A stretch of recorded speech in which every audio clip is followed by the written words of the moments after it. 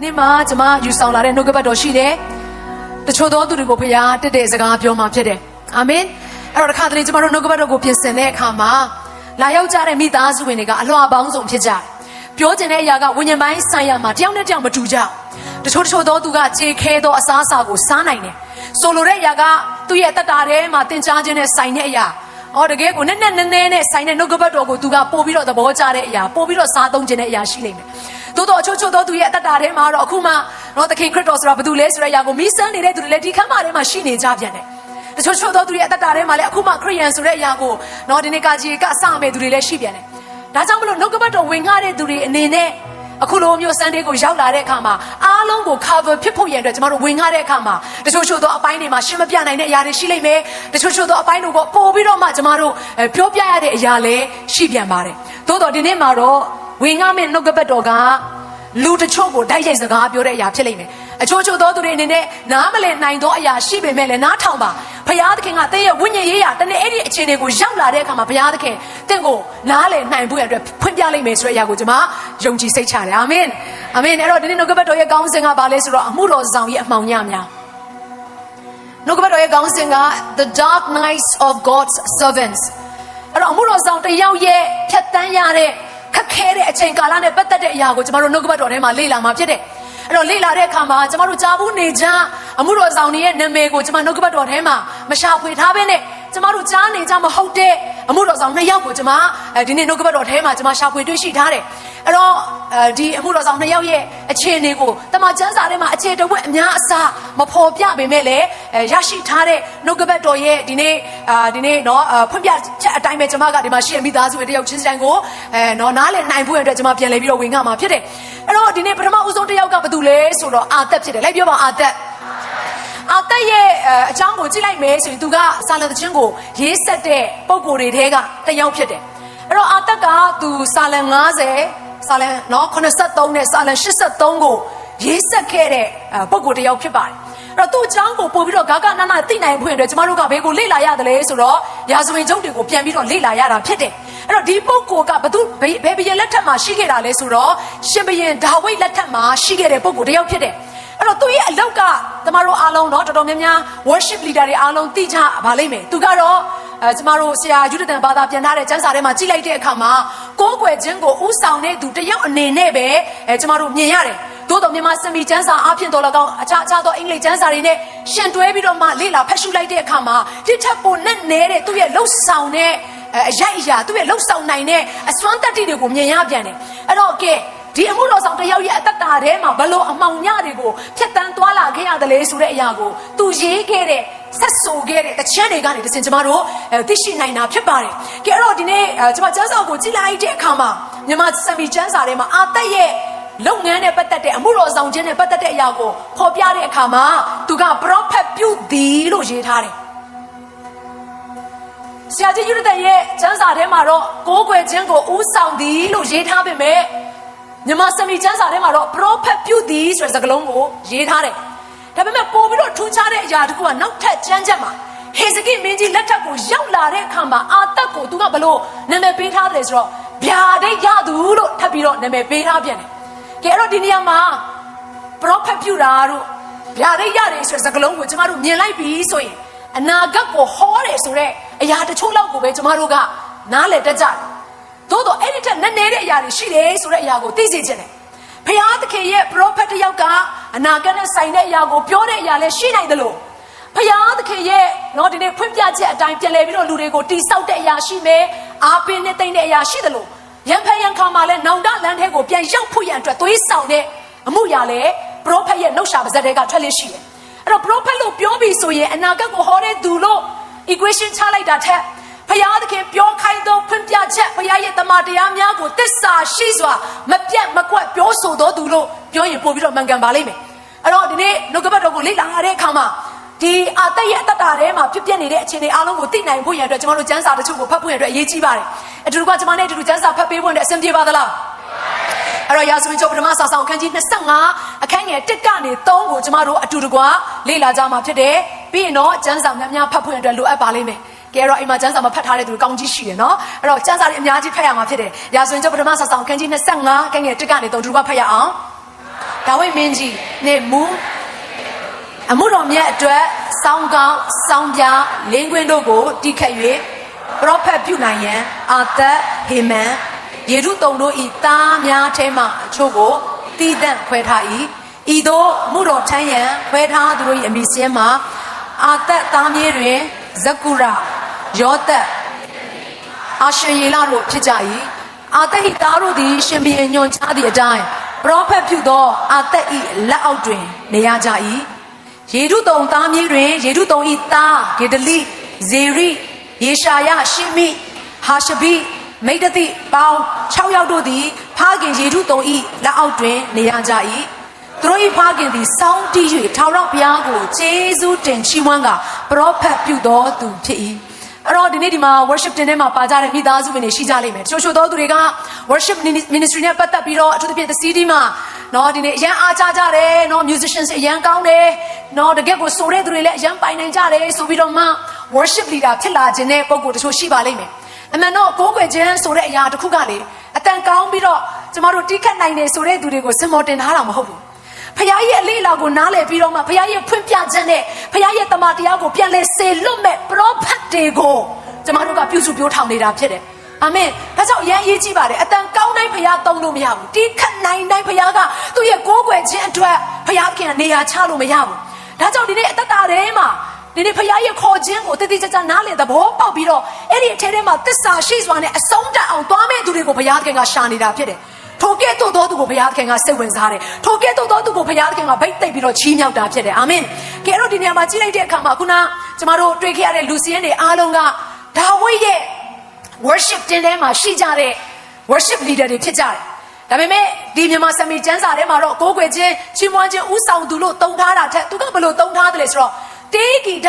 music တူရိယာတွေကိုအသုံးပြုပြီးတော့မှ prophet ပြုကြတဲ့ပုံကိုယ်တွေလို့သူကတုံထားတာဖြစ်တယ်အဲ့တော့ဒီနေရာမှာ prophet ဆိုတဲ့စကားလုံးကိုနားလည်နိုင်ဖို့အတွက်စကားလုံး၄လုံးကျမတို့ဟေပြဲထဲမှာတွေ့ရှိရပါတယ်အဲ့တော့ပထမတစ်လုံးကဘာလဲဆိုတော့လိုက်ပြောပါဦး Navi မဟုတ်ဘူးเนาะ Navi okay အဲ့တော့ Navi ကဘာလဲဆိုတော့သူက prophet ဆိုတဲ့အမည်နာမဖြစ်တယ်တနည်းအားဖြင့်ယာဒူးကိုပြောခြင်းဖြစ်တယ်ပို့ပြီးတော့နားလည်အောင်ရှင်းပြမယ်ဆိုရင်ဈေးရုံတရုံမှာဆရာဝန်ရှိတယ်အဲ့တော့ဆရာဝန်ဆိုတဲ့အရာကဂုံပုတ်ယာဒူးကိုပြောနေတာဒီလိုပဲဒီနေရာမှာနာဘီဆိုတာက prophet တနည်းအားဖြင့်သူ့ရဲ့ယာဒူးကိုရည်ညွှန်းနေခြင်းဖြစ်တယ်ဒီစကားလုံးလေးဘာကြောင့်လဲဆိုတော့ထပ်ပြီးတော့ရှင်းပြမယ်နောက်ထပ်စကားလုံးတစ်လုံးကဘာလဲဆိုတော့နာဘာလိုက်ပြောပါဦးနာဘာရဲ့အဓိပ္ပာယ်ကသူက prophet ပြုသည်ဆိုလိုတဲ့အရာက function လောက်ဆောင်ချက်ကိုပြောနေခြင်းဖြစ်ပါတယ်အဲ့တော့ခုနကျွန်မပြောခဲ့သလိုပဲဆေးရုံတရုံမှာဆရာဝန်ရှိတယ်ဆရာဝန်အလုပ်ကပါလေဆေးကူတာအဲ့တော့ဒီလိုပဲ prophet ရဲ့အလုပ်က prophet ပြုခြင်းဖြစ်တယ်နာဘာသူလုပ်တယ်ပြီးနောက်ထပ်စကားလုံးတစ်လုံးရှိပါတယ်နော်နံပါတ်3နဲ့နံပါတ်4ကတော့သူကအလှည့်ကျတမန်ကျမ်းစာထဲမှာဒီပုံကိုယ်တွေကိုခေါ်တဲ့နာမည်လေးတွေဖြစ်တယ်အဲ့ဒီနာမည်အတိုင်းသူတို့ရဲ့လှုပ်ဆောင်နိုင်တဲ့ပုံစံတွေလည်းရှိကြတယ်အဲ့ဒါကဘာလဲဆိုတော့ roe လိုက်ပြောပါဦး roe ရတယ်ဘေးနားမှာရှိတဲ့သူစရေးစင်သွားပါစေနော်ပြန်ပြောပါဦး roe ရဲ့အဓိပ္ပာယ်ကဘာလဲဆိုအင်္ဂလိပ်လိုဆိုရင် seer မြန်မာလိုဆိုရင်မြင်သောသူလို့အဓိပ္ပာယ်ရတယ်အဲ့တော့သူ့ရဲ့လှုပ်ဆောင်နိုင်တဲ့ຢာကတော့ဘာလဲဆိုဖျားပြသောယူပါယုံကိုမြင်တာဥမာဆိုပါစို့တိမ်ကိုသူမြင်လိုက်တယ်ဖျားကသူ့ကိုတိမ်ကိုပြတယ်ဒါမှမဟုတ်ဖျားကသူ့ကိုကြောက်ကိုပြတယ်ဒါမှမဟုတ်သူ့ကိုဖျားခင်ကမီးကိုပြတယ်ဒါမှမဟုတ်သူ့ကိုဖျားကတစုံတစ်ခုသောယူပါယုံကိုပြတယ်အဲ့ဒါကိုမြင်ရတယ်အဲ့ဒါကိုဘယ်လိုခေါ်လဲဆိုတော့ roe လို့ခေါ်တယ်စင်ပြေလားမသိပို့ပြီးတော့မှခုနဆေးရုံနဲ့ထိုင်နိုင်ပြီးတော့ရှင်းရမယ်ဆိုလို့ရှိရင်တော့လူနာကိုကုတာတော့မှန်တယ်ဒါပေမဲ့ x-ray ဌာနလို့ပေါ့အတွင်းထဲမှာရှိနေတဲ့ခန္ဓာကိုယ်ရဲ့ဖြစ်ပျက်နေတဲ့ယောဂါကိုမြင်ရတဲ့ပုံကိုဒါကိုပြောနေတာအဲ့တော့ဖခင်ရဲ့လှုပ်ဆောင်ချက်ဖခင်ရဲ့တမန်တရားကိုပဲလှုပ်ရှားပါဇက်ကနေပြီးတော့လက်စစ်ကမ်းတဲ့အစ်မဟုတ်ဘဲနဲ့ဖခင်ထပ်ပြီးတော့ပြတဲ့အရာကိုလည်းမြင်ရတဲ့အရာကိုပြောနေခြင်းဖြစ်တယ်အဆင်ပြေပါသလားကဲသူနဲ့သဘောတံတူတဲ့နောက်ထပ်စကားလုံးတစ်လုံးကပါလဲဆိုတော့ Jose ခိုတော့ရေးထားတယ်ဒါပေမဲ့ Jose တော့သူ့ရဲ့အတန်ထွက်ပေါ့နော်အဲ့တော့နည်းနည်းလေးဟေပြဲဘာသာစကားကျွမ်းတဲ့သူတွေကလည်းကိုယ့်ကိုနားထဲမှာအတန်ပြန်တက်အောင်ဖတ်လိုက်ကြပါနော်ကဲတော့အဲ့တော့သူကကြတော့ဘာကိုပြောဆိုဒီမှာတော့မြန်မာလိုဗျာဒိတ်မြင်သူလို့ရေးထားပေမဲ့တိတိကျကျပြောရမယ်ဆိုရင်ဖျားပြသောယူပါယုံကိုမြင်၍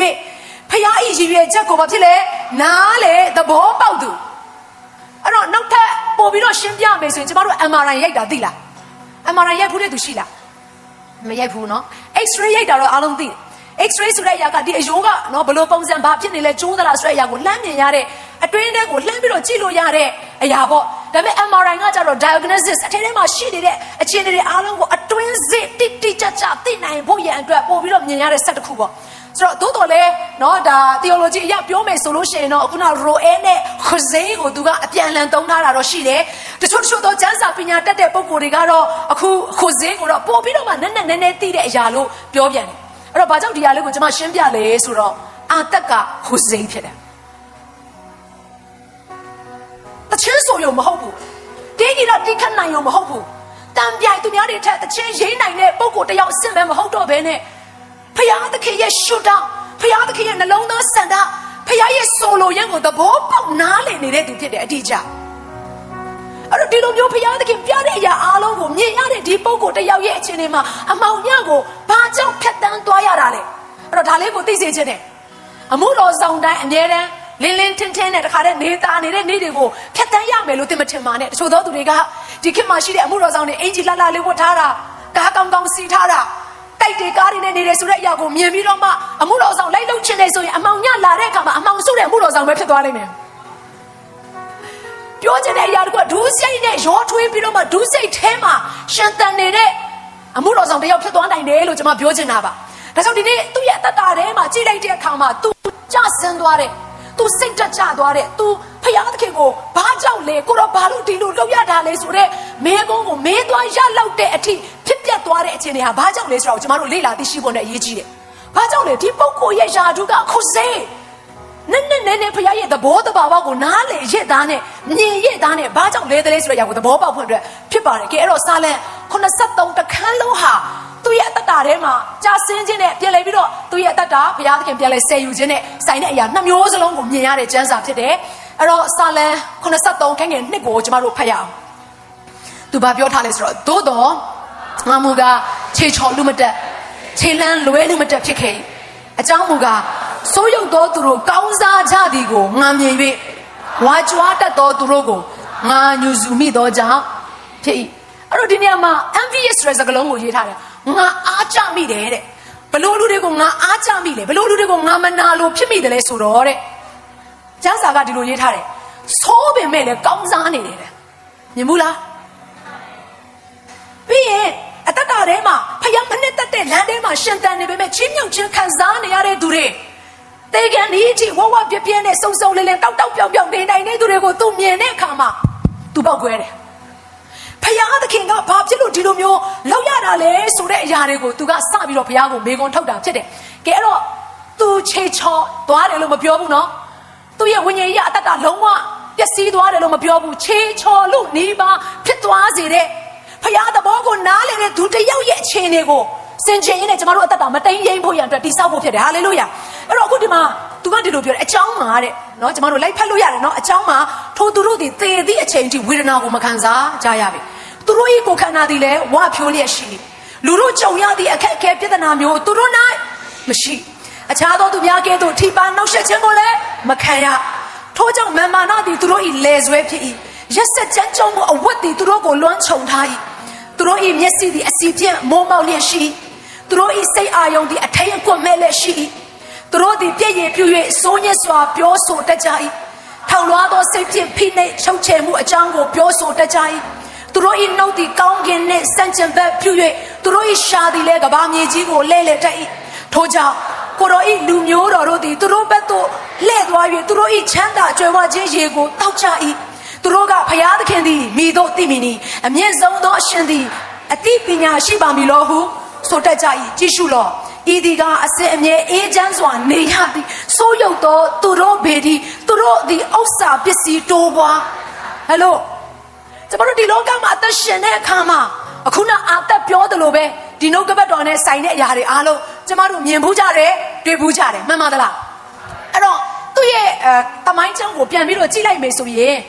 ်ရှင်ပြန်ဒါဝိဒ်လက်ထက်မှာအမှုတော်ထမ်းဖြစ်တဲ့သူတယောက်အနေနဲ့အခြားသောရှင်ပြန်နဲ့မတူတဲ့အရာတစ်ခုကပါလဲဆိုတော့ဒါဝိဒ်လက်ထက်မှာသူတို့တိုင်းပြည်ကိုလာရောက်နှောက်ယှက်တိုက်ခိုက်မဲ့နော်အခြားသောတိုင်းပြည်ရန်သူတွေဆိုတာလုံးဝမရှိဘူးအဲ့တော့ပြောချင်တဲ့အရာကဣသရေလလူမျိုးတွေထဲမှာပဲတိုင်းပြည်ကအရန်ကောင်းစားလာတော့မာနကြီးနေတဲ့အချင်းချင်းတွေကပုံကိုတချို့ပြောနေတာ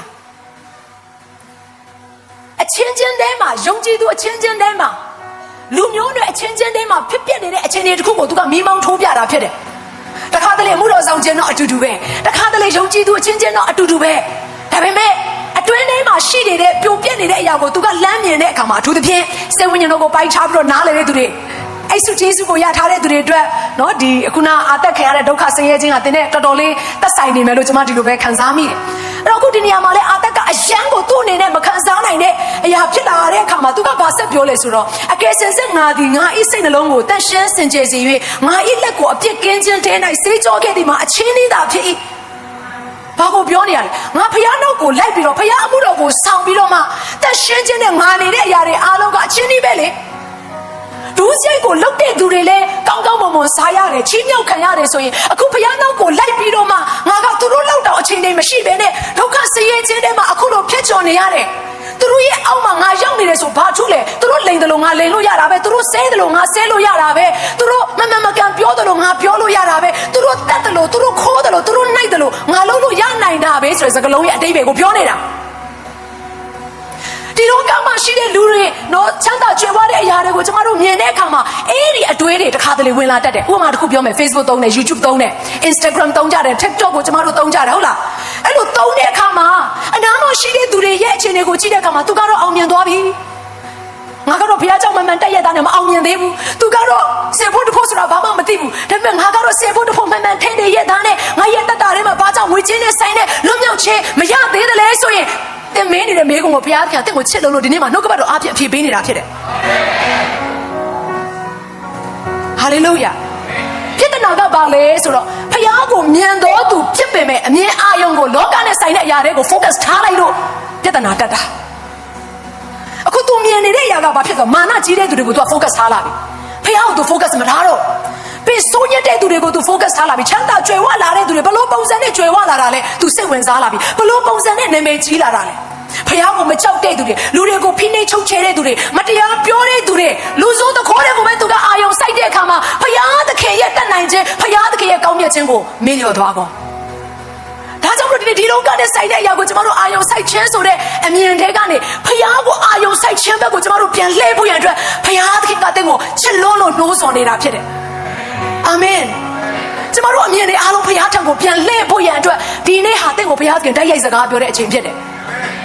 ဒုက္ခဆင်းရဲခြင်းကိုကြည့်ပြီးတော့ကျမတို့အသက်ရှင်ဖို့နဲ့ဘုရားကကျမတို့ကိုဒီလောကမှာယုံကြည်သူဖြစ်ခိုင်းတာမဟုတ်ဘူးအချင်းတွေရဲ့အထက်မှာဘုရားကိုမြင်တတ်စေဖို့ရန်အတွက်ဟာလေလုယာအချင်းတွေရဲ့အထက်မှာဘုရားကိုဘုန်းပေးစေဖို့ရန်အတွက်အချင်းတွေရဲ့အထက်မှာဘုရားကိုကိုးကွယ်တတ်စေဖို့ရန်အတွက်ဘုရားသခင်ကအာသက်ကိုတန်ပေးတယ်လို့ကျမတို့ကိုတန်ပေးတာဖြစ်တယ်ကျမအမြဲတမ်းပြောလို့ရှိတဲ့အရာတစ်ခုရှိတယ်စစ်မှန်တဲ့ချီးမွမ်းခြင်းစစ်မှန်တဲ့ကိုးကွယ်ခြင်းဆိုတဲ့အရာကမြေကြီးပေါ်မှာပဲရှိတယ်ဘာကြောင့်လဲကောင်းကင်ဘုံကိုသွားတဲ့အခါမှာမျက်ရည်ကျခြင်းဆိုတာမရှိတော့အမောင်တို့ရဲ့စာရရဲ့လာပြီးတော့နှောက်ယှက်ဖြစ်စီတဲ့အရာမျိုးတွေဒီလောကမှာခံရတယ်လို့ကျမတို့ခံရမှာမဟုတ်ဘူးဆိုလိုတဲ့အရာကကောင်းကင်နိုင်ငံတော်ရောက်ရင်ဝမ်းတထွားအတွက်ကျမတို့စ조사ရုန်းကန်ပြီးတော့စားရဖို့အတွက်အခုလိုပင်ပန်းစရာမလိုတော့တားရဲ့သမီးရဲ့အတွက်ပင်ပန်းစရာမလိုတော့ဘူးဟုတ်လာ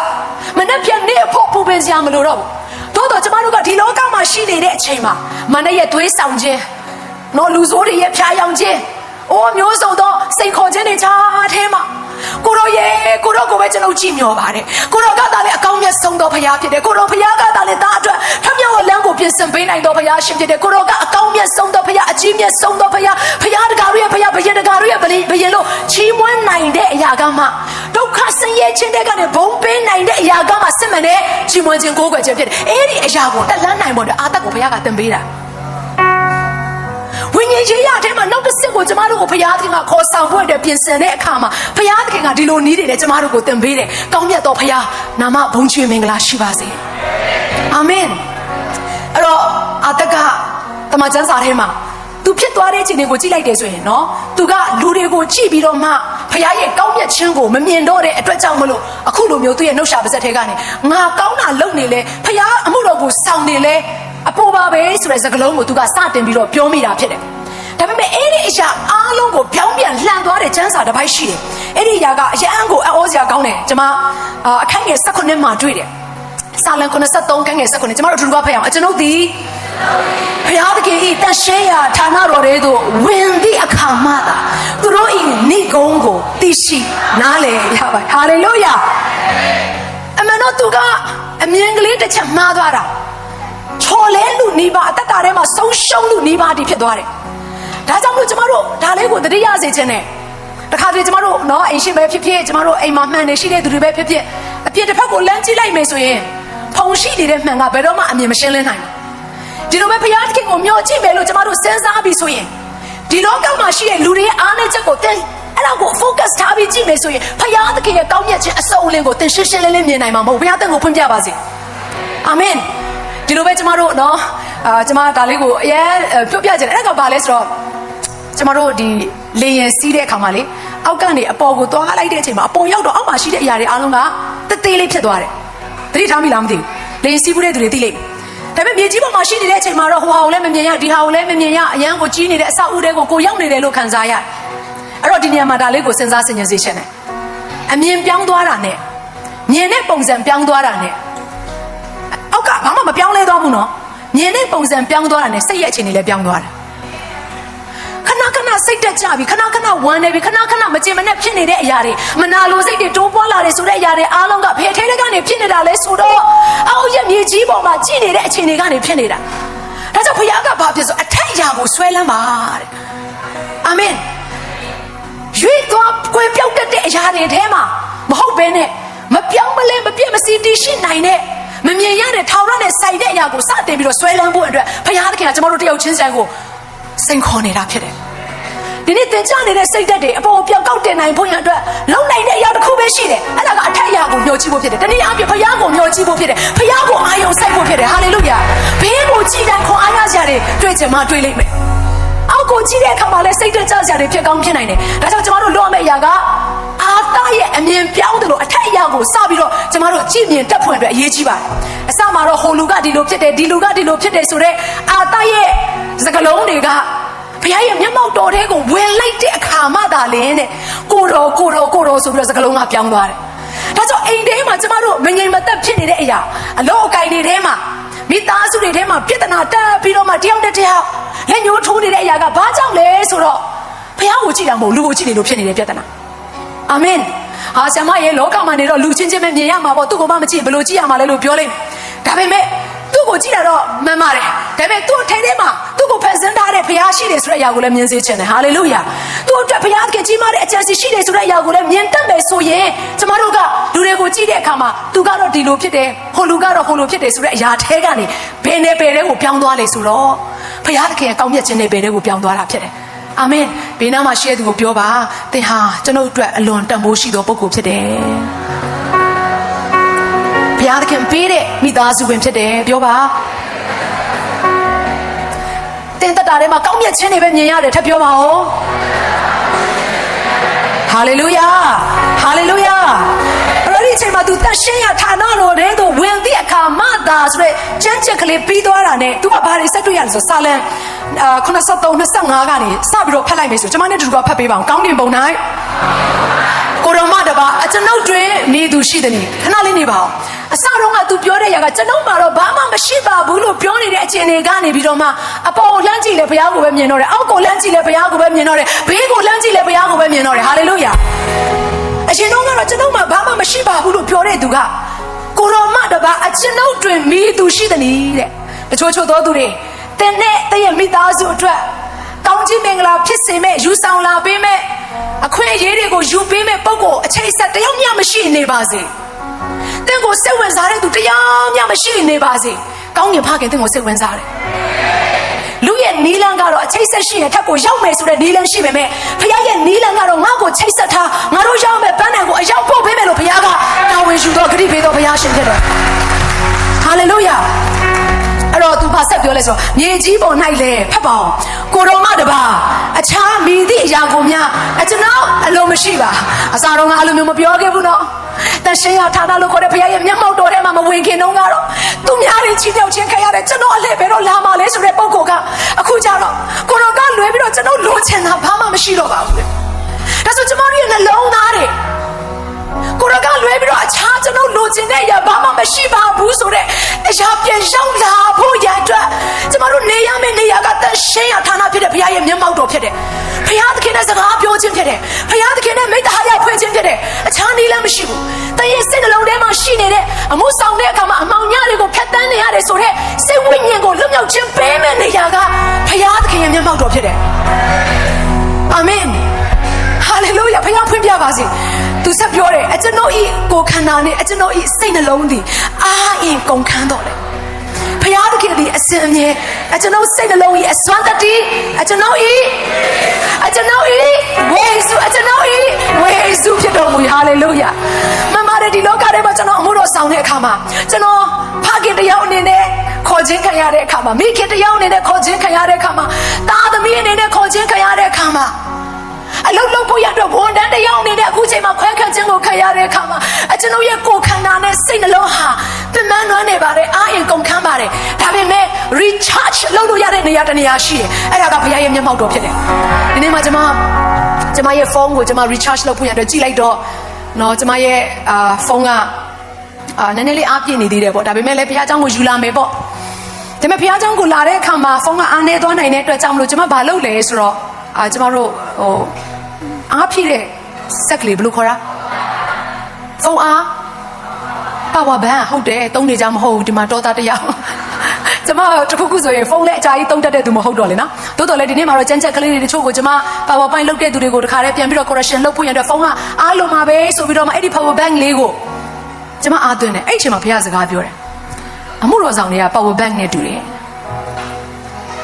သူများကိုပြန်အားဖြည့်ပေးရဂျားကန်လေနော်အဲ့ဒီထဲမှာဆဲလီတာတွေရှိလိမ့်မယ်ဆဲလီတာတွေလက်မြောက်ပြပါ ministry ထဲမှာပါဝင်နေတဲ့ပုံကိုယ်တွေလက်မြောက်ပါအောင်စဉ်းစားကြည့်ပါညီကိုမောင်နှမတို့သူတို့မှသူတို့မိသားစုအလုပ်ရှိတယ် right သူတို့နဲ့သက်ဆိုင်တဲ့လုပ်ငန်းဆောင်တာတွေရှိတယ်အဲ့အလုပ်တွေ plus ဆဲလီတာလုပ်တဲ့အခါမလွယ်ဘူးနော်သူများပြဿနာကိုပြဿနာလို့ခံရတာနော်ငွေကြေးပြဿနာဖြစ်လဲလာတာပဲမိသားစုပြဿနာဖြစ်လဲလာတာပဲအဲ့တော့ပြဿနာပေါင်းစုံလာတဲ့အခါမှာစဉ်းစားကြည့်ပါမနော်ဆဲလီတာဆိုတော့လေတစ်လိုပဲလူသားပါပဲအသေးဥစရာတယောက်လို့သူကအချိန်ပြည့်အမှုတော်ဆောင်မဟုတ်တဲ့အတွက်ကြောင့်မလို့အဖြစ်မှလည်းအလုပ်လုပ်ရသေးတယ်ပို့ပြီးတော့ပင်ပန်းတယ်လို့ကျွန်မဒီလိုပဲခံယူမိတယ်ဆဲလီတာတွေအားလုံးကျွန်မအရန်လေးစားတယ် ministry leader အားလုံးကိုကျွန်မအရန်ကိုကျေးဇူးတော်ချီးမွမ်းတယ်သူတို့အတွက်အဲ့တော့သူတို့အနေနဲ့တခါတလေအားရင်ကုန်ခန်းလာတဲ့အခါမှာအသေးဥစရာဆံမတွေစီကိုဆဲလီတာတွေအနေနဲ့သွားပြေးပြီးတော့မှပြောဖို့ရတယ်ချိုးချိုးသောအချိန်တွေမှာသူတို့အခွင့်အရေးမရပါဘူးဇုံလီဒါစီကိုတက်ရတယ်ဇုံလီဒါကလည်း assistant pastor စီကိုတက်ရတယ်နည်းနည်းလေးတော့နော်လုံထုံးလုံနည်းတွေရှိတဲ့အတွက်ကြောင့်မလို့နော်ဂျားကန်နယ်လေးတွေတော့ရှိတတ်တာပေါ့ဒါပေမဲ့ပြောချင်တဲ့အရာတစ်ခုကဒီလိုပုံကိုယ်တွေမလဲဘဲနဲ့ဆက်ပြီးတော့သွားနိုင်ဖို့ရန်အတွက် power bank လို့ကိုယ်အနေနဲ့နော်ဒီနေ့ယုံကြည်သူတွေကိုပြန်လဲအားဖြည့်ဖို့တဲ့ပြင်ဆင်တဲ့အခါမှာအရင်အမြင့်နဲ့ကွာလို့မရအရင်အမြင့်နဲ့ကွာရင် power bank လဲသူများကိုအားပေးတယ်သူများကိုပြန်ဖြည့်ပေးတယ်ဆိုတော့ဒီတစားပလာလဲသုံးစားလို့မရဒါကိုနားလေစေချင်ဒါကြောင့်မလို့ဒီနေ့ဒီမှာရှိတဲ့မိသားစုဝင်များတင်းအနေနဲ့အမှုတော်ဆောင်ပဲဖြစ်ဖြစ်ဇဲလီတာပဲဖြစ်ဖြစ်ဒါမှမဟုတ်အတင်းသားအနေနဲ့တင်းအနေနဲ့ရက်တည်နေတဲ့သူတယောက်ပဲဖြစ်နေပါစေလို့နေတဲ့အရာတစ်ခုကတော့အရင်အမြင့်ဖြစ်တဲ့ဘုရားနဲ့အချိတ်ဆက်မပြတ်ဖွင့်အတွက်အရေးကြီးနေတာပါကြောင့်ဘေးနားမှာရှိတဲ့သူကိုတင်တတိပေးလိုက်ပါပြုံးလေးကျွန်မကိုစားအရင်အမြင့်ဖြစ်တဲ့ဘုရားသခင်နဲ့အချိတ်ဆက်ပြတ်နေတာကြားပြီလား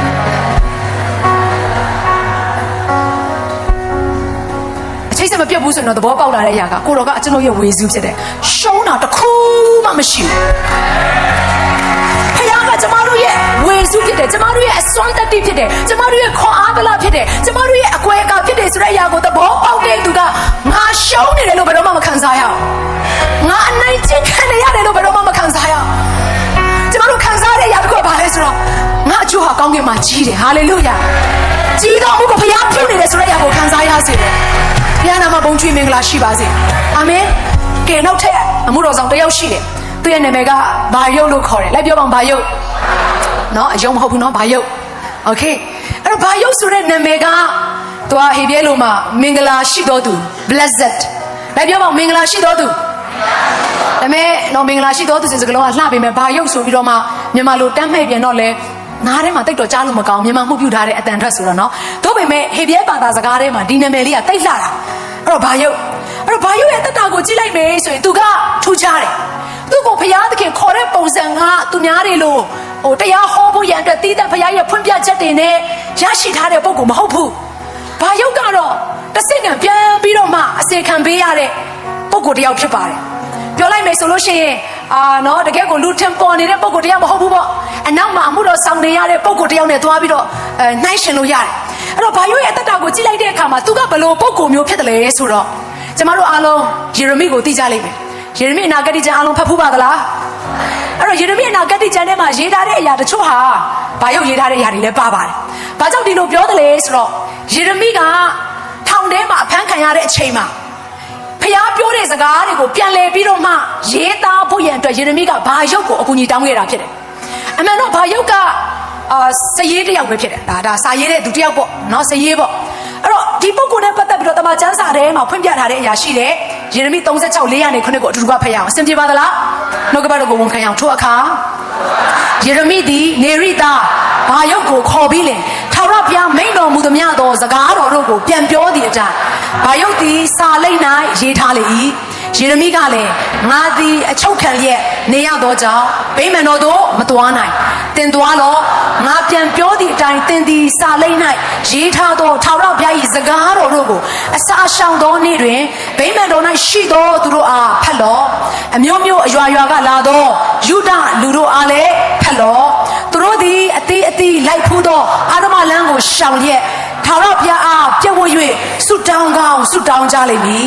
ဤလူမျိုးဤထာဝရဘုရားချိန်တော်မူသောအမျက်ဒေါသသည်အလွန်ပြင်းထန်ပေ၏ဟုဘာယုတ်အားမှားထားလိမ့်မည်အဲ့တော့ဒီနေရာမှာကြည့်လိုက်တဲ့အခါမှာအားလုံးထင်ထင်ရှားရှားတွေ့ပါလိမ့်မယ်ဘာယုတ်ကယေရမိကိုကူညီရတဲ့အကြောင်းရင်းကအမှုဆောင်ရတဲ့အကြောင်းရင်းကယေရမိထောင်ထဲရောက်နေလို့အဲ့တော့ထောင်ထဲနဲ့ပတ်သက်ပြီးတော့ပြန်ပြီးတော့သူ့ရဲ့နော်တမန်ကျမ်းစာကိုတေချာဖတ်လိုက်တဲ့အခါမှာယေရမိကြားတဲ့ထောင်ကလွယ်လွယ်ကူကူမှမဟုတ်တာတန်တကားနဲ့ထောင်လိုမျိုးမဟုတ်ဘဲနဲ့မြေတွင်းထဲကထောင်ရေတွင်းအပြတ်ပုံစံလိုမျိုးသူများရဲ့အိမ်အောက်ထဲမှာရှိနေတဲ့အစိုးတက်နဲ့ပြေဝပြီးတော့မှအနက်အသက်မကောင်းတဲ့ကြောက်စရာကောင်းတဲ့မှောင်နေတဲ့အခန်းမျိုးထဲမှာသူကထောင်ကြတာဖြစ်တယ်နောက်ထပ်ယေရမိရဲ့ထောင်တစ်ခုကိုပြန်ပြီးတော့ကြည့်လိုက်မယ်ဆိုရင်နောက်ထပ်ထောင်တစ်ခုကဘယ်လိုပုံစံလဲဆိုတော့ရွှွန့်ထဲမှာကျိုးတစ်ချောင်းနဲ့ချပြီးတော့မှရွှွန့်ထဲမှာနှစ်ထားတဲ့ထောင်ဟယ်လိုဒါကြောင့်ယေရမိရဲ့အသက်တာထဲမှာနေ့တိုင်းငိုနေရတဲ့အတွက်ကြောင့်မလို့ငိုခြင်းတဲ့ပရောဖက်လို့တောင်ခေါ်သေးတယ်ငိုတက်တဲ့ဖျားပရောဖက်ပေါ့ဘာကြောင့်လဲဆိုတော့သူ့ရဲ့ပြဿနာကဘာလဲဆိုတော့ပရောဖက်ယေရမိကဖျားသခင်ရဲ့စကားကိုပြောတော်လဲချက်ချင်းမမြင်ရတဲ့အရာတွေရှိတယ်တစ်ဖက်မှာလည်းလူတွေမပြောင်းလဲတဲ့အရာတွေဖြစ်တဲ့အခါမှာယေရမိကအမြဲတမ်းငိုနေရတာဖြစ်တယ်အဲ့တော့တချို့သောသူတွေတည့်ရဲ့အတ္တထဲမှာယေရမိလောက်တော့မဆိုးသေးဘူးလို့ကျွန်မထင်တယ်တခါတည်းကျမတို့ကကိုယ့်ရဲ့အတ္တကိုငါပဲအဆိုးဆုံးငါပဲခံရဆုံးငါပဲမမြင်ခံရဆုံးလို့သင်ထင်နေတယ်ဆိုရင်ယေရှုပြုရင်ယေရမိကိုအားနာကြပါအောင်ဟာလေလုယာဒီနေ့ဘုရားသခင်ကဒီနှုတ်ကပတ်တော်ထဲမှာရှိနေတဲ့ပုံကိုယ်တွေအားဖြင့်ကျမတို့ကိုခေါ်အားပေးနေတာဖြစ်တယ်ဒါရှိရဲရင်ချင်းနဲ့တိဆောက်ဖွဲ့တဲ့ဘုရားသခင်ကကျမတို့ကိုတိဆောက်နေတာဖြစ်တယ်ဟာလေလုယာအဲ့တော့အခုကြည့်လိုက်တဲ့အခါမှာယေရမိကဘာလုပ်ပေးမလဲဘုရားရဲ့ဖွင့်ပြချက်ကိုပြောပြမယ်ဘာယုတ်ကဘာလုပ်ရလဲဆိုတော့နော် papyrus လို့ခေါ်တဲ့အဲ့ပုံလေးတစ်ပုံရှိတယ်ကျွန်မအဲ့ဒါလေးကိုထိုးပြစေချင်တယ် papyrus လို့ခေါ်တဲ့အဲ့ဒီကျူပေါ့အဲ့အရိုးလေးတွေကိုသူကစာရွက်ဖြစ်အောင်ပြန်ပြီးတော့လုပ်ရတာဖြစ်တယ်မလွယ်ဘူးအရန်ခက်တယ်ကျွန်မအီဂျစ်ကိုရောက်တဲ့အခါမှာအဲ့ဒီစာရွက်ကိုလုပ်တဲ့နည်းကိုတွေ့တဲ့အခါမှာအိုးအရင်ခက်တော့ငါတို့ခက်ကလိုမျိုးနော် tablet တွေမရှိဖုန်းတွေမရှိဟုတ်လား laptop တွေမရှိဘဲနဲ့စာရွက်ကောင်းကောင်းမရှိတဲ့အချိန်မှာကျန်းစာရေးရတယ်ဆိုတဲ့အရာကတော်တော်လေးစိန်ခေါ်မှုရှိပါလားဆိုတဲ့အရာကိုသဘောပေါက်မိတယ်ပြောချင်တဲ့အရာတစ်ခုကချက်ချင်းစာရွက်တွေမရလာနိုင်ဘူးတလားလဲကြာချင်းကြာမယ်နော်လက်ပေါင်းများစွာကြာရင်ကြာသွားနိုင်တယ်ပြီးတစ်ဖက်မှာလည်းအဲ့ဒီစာရွက်ကရလာအောင်တော့မှင်ဆိုတာလိုသေးတယ်ပြာချပြီးတော့မှအဲ့ဒီမှင်ရဖို့ရန်အတွက်ပြန်ပြီးတော့အဲ့မှင်တစ်စက်ရဖို့အတွက်အရင်ခက်ခဲတယ်ဆိုတဲ့အရာကိုလည်းနောက်ကျောင်းကိုလေ့လာလိုက်တဲ့အခါမှာတွေ့ရတယ်အဲ့တော့အခုဘာယုတ်ကစာရေးတာတော့ဟုတ်ပါပြီသူ့အနေနဲ့သူ့ရဲ့ခက်ခဲခြင်းတွေအများကြီးကိုလည်းခြံထားခဲ့လိုက်ပါအောင်အခုထောင်ထဲမှာရှိတဲ့သူကိုထောင်ဝင်စာတွေ့တဲ့ကိစ္စလွယ်လားဟယ်လိုမလွယ်ဘူးအဲ့လိုသွားတဲ့အချိန်မှာသူ့အတွက်အရန်ခက်ခဲမှာပြီးသူကအဲ့ဒီနေရာမှာခဏလေးနေလို့မရပြန်ဘူးတစ်ဖက်ကပြောလိုက်တဲ့ဖရားစကားကိုအကောင်သူကနားထောင်ပြီးတော့မှအပြင်မှာပြန်ရေးရတာသူများရှိမှငါခဏလေးစာရေးလိုက်ဦးမယ်နော်စပွဲတွေပါတွေချပြစီဆိုပြီးတော့သွားလို့မရဘူးလေညအောင်ပြောပြတာအဲ့တော့ဘာယုတ်ရဲ့အချိန်တွေလွဲလားဒါကြောင့်အခုကျွန်တော်တို့လက်ထဲမှာဖရားပေးထားတဲ့တမန်ကျမ်းစာအုပ်ကိုတန်ဖိုးထားကြပါအာမင်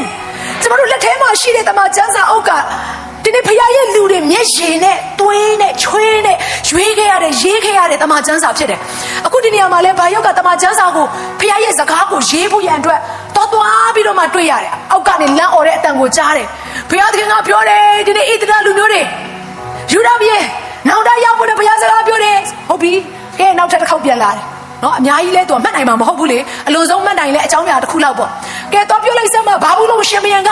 မင်းတို့မှရှိနေတဲ့ဘယင်အား ဆွေစဉ်မျိုးဆက်အားလုံးကိုလာရောက်ပြီးတော့တက်ဖြစ်တဲ့အမှုရောက်တော့မယ်ရန်သူရဲ့လက်ထဲကိုငါအပ်တော့မယ်အခြေအနေရောက်လာပြီဆိုတဲ့စကားကိုတော့ပြောပါလို့ပြောတဲ့အခါမှာကျွန်မစဉ်းစားမိတယ်မလွယ်ဘူးပြန်လာတယ်ပြန်ရေးတယ်ကျန်းစာအုပ်ကလေးဖွင့်ပြီးတော့မှကျွန်မတို့နှုတ်ကပတ်တော်ဝင်ငှားတယ်တပည့်ကျွန်မတို့အတွက်အရန်လွယ်တယ်ခက်တယ်လို့ထင်နိုင်တော့အခုတော်တော်လွယ်သွားပြီဒီနှုတ်ကပတ်တော်ကိုကျွန်မတို့ဆင်ခြင်လိုက်တဲ့အခါအဲ့လိုရေးထားတဲ့ကျန်းစာယူဒရှင်ဘုရင်အရှိမသွားပြီးတော့မှကြားစေဖို့ရန်အတွက်ဒီစကားကိုသူဘယ်လိုမျိုးပြန်ပြီးတော့ဆင်လွတ်အောင်လဲဆိုနီလန်းကိုယေရမိကပြောပြတယ်ငါကအခုဘုရားကျောင်းထဲကိုသွားလို့မရဘူးဒီကိစ္စကားနဲ့ပြောမယ်နော်ဘုရားကျောင်းထဲဗိမာန်တော်ထဲကိုသွားလို့မရဘူးဒါကြောင့်မင်းကိုယ်တိုင်သွားပြီးတော့မှအစာရှောင်တဲ့နေ့မှာမင်းသွားဖတ်ပေးပြီးရင်မြို့ကပဲလာလာရွာကပဲလာလာယူဒလူဖြစ်တယ်ဆိုရင်ဒီကျမ်းစာကိုမင်းဖတ်ပြအဓိကအကြောင်းရင်းကပါလဲဆိုတော့ဒီကျမ်းစာကိုကြားတဲ့သူတယောက်ချင်းစီတိုင်းကတဲ့အတ္တမလန်းကိုလမ်းလွဲရှောင်ပြီးတော့ထာဝရဘုရားအရှိမပြုတ်ဝတ်လာဖို့ရန်အတွက်နောင်တရဖို့ရန်အတွက်ဘုရားနဲ့ပြန်လည်ပြီးတော့မှချိတ်ဆက်ဖို့ရန်အတွက်ဖြစ်ပါတယ်တဲ့ဒါဆိုသူ့ရဲ့ခေါ်ခြင်းကဘာလို့ထင်လဲစာရေးယုံမဲမဟုတ်တော့စာဖတ်ယုံမဲမဟုတ်တကယ်အရင်မြက်ကပါဆိုလူတွေနောင်တရပြီးတော့ပြောင်းလဲဖို့ရန်အတွက်အဲ့ဒါသူ့ရဲ့ခေါ်ခြင်းသူ့ရဲ့အမှုတော်ဆောင်ခြင်းပေါ့ဒါကြောင့်သူအမှုတော်ဆောင်ရတာအခုပြဿနာကဘာလဲဆိုအဲ့ဒီစာရွက်ကိုနော်သူကနောက်ဆုံးရေးပြီးသွားပြီစာလိုက်ကြီးရောက်လာဒါနဲ့သူကဗိမာန်တော်ထဲမှာဖတ်တော့ဘေးနားမှာရှိတဲ့စည်ရေးတွေကကြားတော့အဲ့အကြီးကဲတွေအားလုံးကနန်းတွင်ထဲမှာရှိတဲ့စည်ရေးကိုသွားပြောတယ်အခုဘုရားရဲ့စကားကပရောဖက်ယေရမိကနေတဆင့်အခုဒီပုဂ္ဂိုလ်ဒီဘာယုတ်စီကနေလာနေပြီဒါကြောင့်ငါတို့ဘယ်လိုလုပ်ကြမလဲဆိုပြီးတော့မှပြောတဲ့အခါမှာအဲ့ဒီလူတွေကလည်းနန်းတွင်ထဲကစည်ရေးတွေကလည်းဘာယုတ်ကိုခေါ်ပြီးတော့ပြန်ဖတ်ခိုင်းတယ်အခုနန်းတွင်ထဲကိုဘုရားရဲ့တရားစကားရောက်လာတယ်ဒါနဲ့စည်ရေးတွေကအဲ့စကားကိုကြားတဲ့အခါမှာဟာမင်းဒီစကားကိုမင်းရေးထားတဲ့အတွက်ကြောင့်မင်းအသက်ခံရမှာကျိန်းနေတယ်ဒါကြောင့်မလို့မင်းကောယေရမိကိုငါတို့ဖတ်ထားမယ်ဆိုပြီးတော့မှဒါပုံးဆောင်ဖို့ရန်အတွက်ဖတ်ထားဖို့အတွက်သူတို့ပြင်ဆင်ပြီးတော့မှဘယင်ကိုအဲ့ဒီစည်ရေးတွေကအကြောင်းကြားကြတယ်အခုဘာယုတ်ကနေပြီးတော့မှပို့လိုက်တဲ့စာလိပ်ကြီးရောက်လာပြီဒီလိုစာလိပ်ကအကြီးကြီးနော်စာလိပ်ကြီးရောက်လာပြီဒါကြောင့်မလို့ဒီနေ့ဘုရားသခင်စကားပါတဲ့အတွက်ကြောင့်မလို့ရှင်ဘုရင်ဖတ်ဖို့ရန်အတွက်ဆိုပြီးတော့ရှင်ဘုရင်ကလည်းသူ့လူကိုလှုပ်ပြီးတော့စာလိပ်ကြီးယူလာတယ်ဆောင်းတွင်းချိန်ဖြစ်တော့တဲ့နဝမလဖြစ်တဲ့အခါမှာဘုရင်နားတဲ့ချိန်ဖြစ်တယ်တဲ့အရှင်မမီးပုံလေးတဲ့ဆောင်းလေးကိုခြုံပြီးတော့အရသာခံပြီးတော့အပန်းဖြေနေတဲ့ဘုရားကိုမကြောက်တဲ့ဒီဘုရင်ရဲ့အထဲထဲမှာသူစဉ်းစားနေမယ့်အရာကတော့ဒါပြီးလို့ရှင်ငါပါစားမယ်နော်ဘယ်နန်းတော့ဘယ်အဆောင်မှာရှိတဲ့ဘယ်မင်းသမီးနဲ့ငါဆုံးမယ်ဆိုတော့သူစဉ်းစားကောင်းစဉ်းစားနေလိမ့်မယ်အဲ့ဒီအချိန်မှာခုနတရားစကားကရောက်လာပြီစာစဖက်လိုက်တယ်3ကြောင်း4ကြောင်းတော့မပြီးသေးဘူးဘုရင်ကအရန်ဒေါကန်ပြီးတော့မှအခုနယူလာတဲ့ချွေးနဲ့သွေးနဲ့လာပေါင်းများစွာနှစ်ပေါင်းများစွာရေးထားတဲ့အဲ့ဒီစာလေးကိုအနားမှာရှိတဲ့ဓာတ်နဲ့တောက်ပြီးတော့မှတခါတည်းအပိုင်းပိုင်းဖြတ်လိုက်ဖြတ်ပြီးတော့မှပဲအရှိမရှိတဲ့သူမီးလောင်နေတဲ့မီးဘိုတွေကိုပြစ်ထည့်လိုက်စဉ်းစားကြည့်ဘလောက်တောင်မှအမှုတော်ဆောင်တဲ့ဘာရုပ်ရဲ့နှလုံးသားထဲမှာကြေခွဲနေမလဲသူစဉ်းစားမှာပဲဟာငါလုတ်ခဲ့တဲ့အရာတွေအားလုံးသွားပြီငါ့ကိုဘုရားခေါ်ထားတဲ့အရာကဒီစာကိုဘယင်ဖတ်တဲ့အခါမှာယူဒလူမျိုးတွေမြင်တဲ့အခါမှာနောင်တရပါစေဆိုတဲ့ခေါ်ခြင်းအခုတယောက်မှနောင်တမရဘူးဆိုတဲ့အရာကိုသူသဘောပေါက်သွားတယ်ဘာကြောင့်လဲဆိုကျမ်းစာထဲမှာဒီလိုပြောထားတယ်ကျွန်မဒါလေးကိုဖတ်ပြမယ်အခန်းငယ်22အခန်းငယ်24ကိုရောက်လာတဲ့အခါမှာအခန်းကြီး36ထဲမှာအတူတူကဖတ်ပါအောင်ထို့အချိန်သည်ရှင်ဘုရင်သည်စောင်းရသည်ဆန်နန်းဆောင်တွင်ဆံမြန်းနေ၏သူရှင်၌မိတောင်းနေသောမိလင်းဖို့ရှိ၏စာ3-4ပိုင်းမြဖတ်ပြီးရင်ရှင်ဘုရင်သည်စည်ရတော်ကြီးဓာတ်ဖြင့်စာလေးကိုဖျက်၍မိတောင်းနေသောမိလင်းဖို့ထဲသို့ပစ်ချရစာလေးတစ်ခုလုံးမိလင်းဖို့ထဲတွင်လောင်ကျွမ်းကုန်၏ထိုစကားအလုံးစုံကိုကြားရသောရှင်ဘုရင်နှင့်သူ၏အစေအပါအားလုံးတို့သည်ကြောက်ရွံ့တုန်လှုပ်ခြင်းမရှိကြအဝတ်ကိုမဆုပ်ကြနောင်တရခြင်းတစ်ခုမှမပေါ်လာအဲ့ဒီအချိန်မှာဘုရားကဘာပြောလဲဆိုဘာယုတ်တဲ့ငါပြောခဲ့တဲ့စကားလုံးတွေအတိုင်းနောက်ထပ်စာတစ်စောင်ရေးပွင့်ရတဲ့ဖြစ်တယ်ဟာဘယ်သူကနေတစ်စက်ဘုရားစကားလာလဲဆိုတော့ယေရမိကနေစဘုရားစကားလာတာဖြစ်တယ်စဉ်းစားကြည့်ပါလာပေါင်းများစွာစူးစမ်းထားတဲ့အရာအလုံးတဲတဲ့ရင်တုံသွားပြီလို့ခံစားရတဲ့လူတစ်ယောက်ရဲ့ခံစားချက်ကိုစဉ်းစားကြည့်ပါဥမာဆိုရင်ဆရာကြီးယူတဲ့မြန်မာပြည်မှာလာပြီးတော့အမှုတော်ဆောင်တဲ့အခါမှာ6နှစ်နေမှလူတစ်ယောက်ပြောင်းလဲနေဆိုတဲ့ကိစ္စကလွယ်တော့မလွယ်ဘူးဒါပေမဲ့အဲ့ပြောင်းလဲတဲ့သူပါတခါတည်းနောက်ထပ်တစ်ယောက်ကိုဝင်မြောက်ခွင့်မရခင်နော်ကွက်မြက်ခံရတယ်ဆိုရင်ဥပမာပြောပြတာဘလောက်တောင်ဆရာကြီးယူတဲ့ဝမ်းနေမလဲဥပမာတစ်ခုကိုပြောပြတာအခုဒီနေရာမှာဒီကိစ္စဒီလိုပုံစံဖြစ်နေတာသူ့ရဲ့ခလေးလေးလို့သူ့ရဲ့တန်ဖိုးကြီးတဲ့တကယ်ကိုစီးစိမ်လို့သူကသဘောထားပြီးတော့နင်းညံ့သူကဒီစာဆောင်ကိုရေးဖို့ရန်အတွက်ပြင်ဆင်ခဲ့ရတာအခုအပိုင်းပိုင်းအခုအပြက်ခံရပြီဒါနဲ့ဘုရားသခင်ကသူ့ကိုစာဆောင်ထပ်ရေးခိုင်းနေဆိုတဲ့အခါမှာအော်စရာကောင်းတဲ့အရာကဘာရောက်ကမငင်းဘူးတဲ့ဘုရားသခင်ကတင်မှုတော်ဆောင်တဲ့အခါမှာအဲ့ဒီမျိုးအဲ့ဒီကျွာအဲ့ဒီရောက်ကအဲ့ဒီလူအတွက်တင်ကိုဘုရားသခင်ဆေလွတ်တဲ့အခါမှာအဲ့ဒီပုံကိုယ်တွေမပြောင်းလဲရင်လေဘုရားကနောက်တစ်ခေါက်သွားပါအောင်လို့ပြောရင်သွားဖို့ရတဲ့ဘာရောက်ကဲတော့ကျမတို့မှာဘုရားနဲ့ပတ်သက် အလိုတော်ရှိတယ်ဟာလေလုယာအာမင်ဟာလေလုယာခက်ခဲတယ်နော်ယေရမိကသူ့ကိုပြန်ပြောပြီးတယ်တဲ့ဘာယုတ်ကလည်းအစနဲ့အဆုံးဒီကိစ္စတွေအားလုံးကိုပြန်ပြီးတော့မှစ조사အားထုတ်ပြီးတော့ဝချေးတွေကောင်းမှာပဲစဉ်းစားကြည့်ပါပြန်ရေးတယ်အမေရေးနေတဲ့အချိန်မှာဖယားကိုဘာယုတ်ပြောလိုက်တဲ့စကားရှိတယ်သူ့ရဲ့အမှောင်ညလေးကိုသိဖို့သူကဒီမှာဒီလိုရေးထားတယ်ဖယားကဘာယုတ်ပြောတဲ့စကားကိုယေရမိကိုကြားစီအဲ့တော့အခန်းကြီး45အခန်းငယ်1ကနေ3မှာဒီလိုရေးထားတယ်ယောရှိမင်းကြီး၏သားတော်ယူရဘုရင်ယောယကိမ်မင်းကြီးနန်းဆန်စရုပ်သနှစ်၌နေရိ၏သားဘာယုတ်သည်ယေရမိနှုတ်မှခေါ်ပေးသည့်နှုတ်ကပတ်တော်များကိုစာလိပ်ပေါ်၌ရေးသားပြီးသည်နောက်ဒုတိယအချိန်ပြန်ရေးတာနော်ပရောဖက်ယေရမိကအိုဘာယုတ်ဣသရေလလူမျိုး၏ဘုရားသခင်ထာဝရဘုရားကတင့်အားဘုရားကမင်းကိုစကားပြောတယ်တဲ့မင်းပြောတဲ့အရာဘာလဲဆိုတဲ့အရာကိုဘုရားပြန်ပြောပြတယ်သင်ကငါ၌အမင်္ဂလာရှိ၏မင်းတို့သူ့ရဲ့နာမည်ကမင်္ဂလာဒါပေမဲ့ဒီအခြေအနေတွေကိုကြုံရတဲ့အခါမှာအမှုတော်ဆောင်ခြင်းနဲ့ဆိုင်တဲ့စင်ခေါ်ခြင်းတွေကို तू ရင်ဆိုင်ရတဲ့အခါမှာ तू ဘာစဉ်းစားလဲဆိုတော့ငါနာမည်ကမင်္ဂလာလို့မခေါ်သင့်ဘူးအမင်္ဂလာလို့ခေါ်သင့်တာဘာကြောင့်လဲဆိုတော့ငါအခုကြုံနေရတဲ့အရာအားလုံးကတခုမှငါအတွက်အကောင်းဆိုတာမရှိဘူးတခုမှအောင်မြင်ခြင်းဆိုတာမရှိဘူးတခုမှလမ်းပွင့်ခြင်းဆိုတာမရှိဘူးငါလုပ်သမျှအရာအားလုံးကဆုံးရှုံးခြင်းပဲလို့ तू ခံစားရတဲ့အချိန်မှာဖခင်ရဲ့အရှင်မှာကိုတော်ရဲ့ကျွန်ုပ်ကဆုံးရှုံးတော်သူပါကျွန်ုပ်ကအမင်္ဂလာရှိတော်သူပါလို့ဖခင်ရဲ့အရှင်မှာ तू ကစပြီးတော့ तू ပြောလာတယ်ထာဝရဘုရားသည်ငါဒုက္ခဝေဒနာအပေါ်ဝမ်းနည်းခြင်းကိုထပ်ဆင့်တင်တော်မူသဖြင့်အခုနစာရေးတဲ့ကိစ္စမှာမီးလောင်ပြီးတော့မှနောက်တစ်ခေါက်ရေးခိုင်းတဲ့ကိစ္စ तू မကျင်မနဲ့ဖြစ်နေတာလည်းပါတယ်။ဘာကြောင့်လဲဒုက္ခအပေါ်မှာဝမ်းနည်းခြင်းကိုတင်တယ်လို့ပြောတဲ့အခါမှာသူ့အနေနဲ့ခက်ခဲတဲ့အရာတစ်ခုကိုတော်တော်လေးရုန်းကန်ပြီးတော့ဖြတ်တန်းသွားရတယ်ဆိုတဲ့အရာကိုထင်ရှားစေတယ်။ငါသည်ညီးတွား၍ပင်ပန်းလာပြီတတ်တာယာမရဟု၍ဆိုလေပြီငါဆက်ပြီးတော့အသက်ရှင်နိုင်ပါအောင်မလားငါဆက်ပြီးတော့မှအမှုတော်ဆောင်နိုင်ပါအောင်မလားငါဒီလောကထဲမှာဆက်ပြီးတော့ငါရောက်မယ့်နေရာကိုပန်းနိုင်ကိုရောက်နိုင်ပါအောင်မလားလို့သူ့အနေနဲ့မေးခွန်းနဲ့မေးလာတာဖြစ်တယ်ညီကောင်မောင်နှမတို့တချို့သောအရာတွေမှာကျမတို့ကလူမမြင်တဲ့နောက်ကွယ်မှာစ조사ပြီးတော့ရုန်းကန်ထားတဲ့အရာရှိသမျှကိုဘုရားမှတ်တမ်းတင်ထားတယ်ဆိုတဲ့အရာကိုသတိရစေခြင်းနဲ့အာမင်ငါတို့ကိုလူတွေမမြင်တော့ဘူးလို့သင်ထင်နေရင်တတိယပါသင်ကိုမြင်တဲ့ဘုရားသခင်ကြံပါသေးတယ်အဓိကကိုမြင်တဲ့ဘုရားကိုဘယ်လိုပုံစံနဲ့ပြန်မြင်တယ်လဲဆိုတဲ့အရာကအရေးကြီးသွားပြီကိုခေါ်တဲ့ဘုရားကိုဘယ်လိုပုံစံနဲ့သူ့ရဲ့နောက်ကိုလိုက်နေတယ်လဲဆိုတဲ့အရာကအရေးကြီးသွားပြီဒါကြောင့်မို့ဒါလေးကိုသတိရပါအာတက်ကိုလည်းမျက်မှောက်တော်ကိုပြန်ဝင်ခိုင်းတဲ့ဘုရားဘာယုတ်ကိုလည်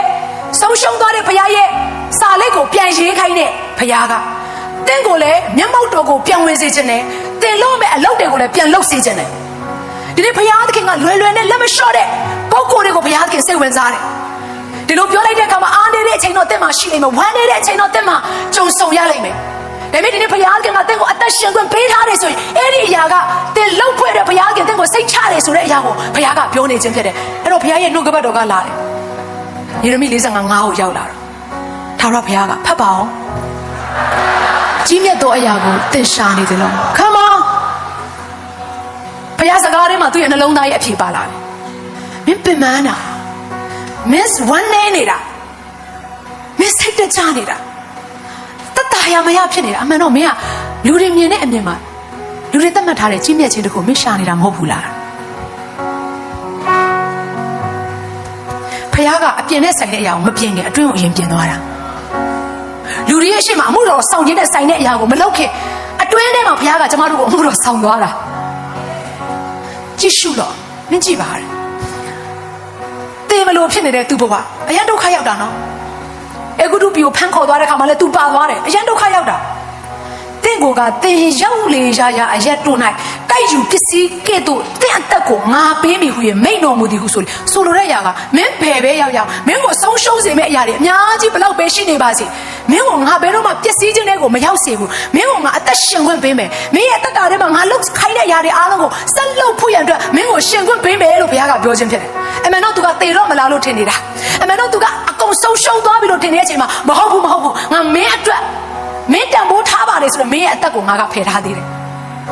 ဒါကြောင့်အသက်ရှင်ခွင့်ရနေယုံတင်ကြည့်ဆိုတော့ချီးမွမ်းကြပဲ။အာမင်။နာမည်မကြည့်နေပါစေ။အာမင်။အမှုတော်ဆောင်ခွင့်ရတာယေရှုတော်ပဲ။တခြားနောက်ထောင်ဒါလေးကိုပြောပြမယ်။ရှုတော်သူတွေကတခြားနောက်ထောင်နော်ဒါလေးပြောမယ်နော်။အစ်စ်လေးတွေရှိတယ်။ကျွန်မနှလုံးသားကိုစစ်ဆေးဖို့ အမှုတော်လုပ်ငန်းကိုကြိုက်ကြဒါပေမဲ့တကယ်တမ်းကျတော့လူတကယ်ချစ်တာမဟုတ်အမှုတော်လုပ်ငန်းနဲ့လူနဲ့ရှင်လာပြီဆိုရင်လူကိုရွေးရတာဖြစ်တယ်ဒါပေမဲ့အလုပ်ကိုပဲရွေးတော့ကိုလုပ်နေတဲ့အခါမှာကိုဘေးနားမှာရှိတဲ့သူတွေပုံမလာရင်အဲ့လူကိုတံမိုးထားအောင်မသိတော့ကိုမြင်ကျင်တဲ့အမှုတော်ဆောင်အောင်မြင်မှုဆိုတဲ့ရလက်တစ်ခုကိုမမြင်တဲ့အခါမှာဘေးနားသူကိုကြိတ်တော့တာဒါကြောင့်အမှုတော်ဆောင်တစ်ယောက်ကအမှုတော်ဆောင်လုပ်ငန်းထက်ဖျားပေးတဲ့လူကိုတံမိုးထားရတာဖြစ်တယ်ဒါပထမတစ်ချက်နောက်တစ်ချက်အမှုတော်ဆောင်လုပ်ငန်းဆိုတော့ကျွန်တော်တို့အရေးကြီးတယ်နော်ဒါပေမဲ့အမှုတော်ဆောင်လုပ်ငန်းကိုတချို့ကတံမိုးမထားဘဲနဲ့နောက်တစ်ဆင့်သွားပြီနော်ယာဒူးတို့အရိုက်ယာတို့ကိုတံမိုးထားတဲ့သူတချို့ရှိတယ်တနည်းအားဖြင့်ဂုံပုတ်ပေါ့ငါဘုရားကျေးဇူးတော်ကြောင့်အစေခံခွင့်ရနေတယ်ဆိုတဲ့နှလုံးသားမရှိတော့ဘဲနဲ့ဘာကြောင့်ငါကစင်ပေါ်မရောက်သေးတာလဲဘာကြောင့်ငါကမိုက်မကန်ရသေးတာလဲဘာကြောင့်ငါကတိုက်တော်မရသေးတာလဲယာဒူးမရသေးတာလဲလို့ထားရင်အဲ့ဒီယာကဘာကိုပြောနေတာလဲဆိုတော့အမှုဆောင်ခြင်းထက်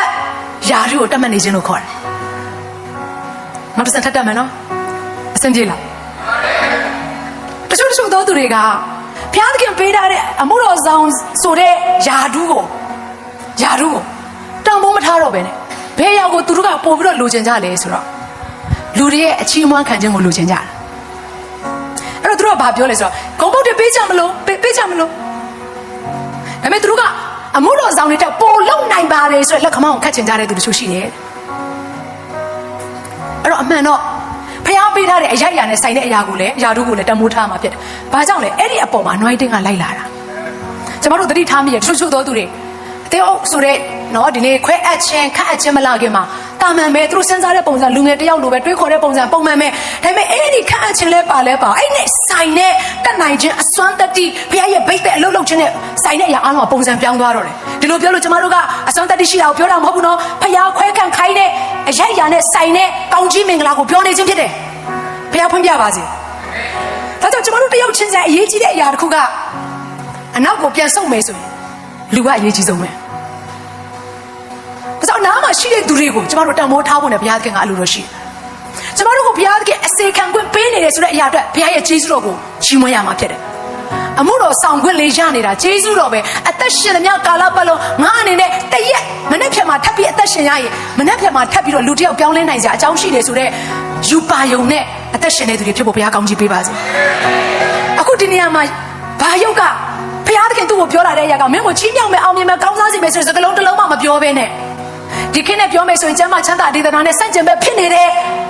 ဇလန်းတပုတ်တရားဟောချက်တပုတ်ကိုဘုရားသခင်သမ္မာကျမ်းစာထဲမှာထည့်ထားတာဖြစ်တယ်အဲ့တော့ဒီအချိန်နဲ့မျိုးရောက်လာတဲ့ကောင်မင်းကငါအသက်ရှင်ခွင့်ပေးမယ်မင်းအသက်ကိုတော့ဘယ်သူမှတိုက်ယူလို့မရအောင်ငါကိုယ်တိုင်တိုက်ယူပေးမယ်မင်းကိုအသက်ရှင်ခွင့်ပေးမယ်ဆိုတဲ့သဘောကမင်းတော့မယ်လို့တော့မင်းဆက်လို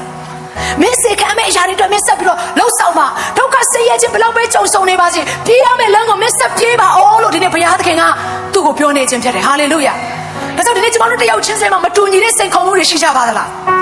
းရှိတယ်မိသားစုနဲ့ဆိုင်တဲ့အရာမိဘနဲ့ဆိုင်တဲ့အရာငွေကြေးနဲ့ဆိုင်တဲ့အရာပညာရေးနဲ့ဆိုင်တဲ့စိတ်ခုံမှုတွေဘယ်လောက်ပဲရှိနေပါစေကျွန်တော်တို့ဘယ်တော့မှမမေ့ရမယ့်အရာတစ်ခုကကျွန်တော်တို့ဟာဒီလောကမှာတာမန်လူတစ်ယောက်ဖြစ်ဖို့ဘုရားခေါ်ထားတာမဟုတ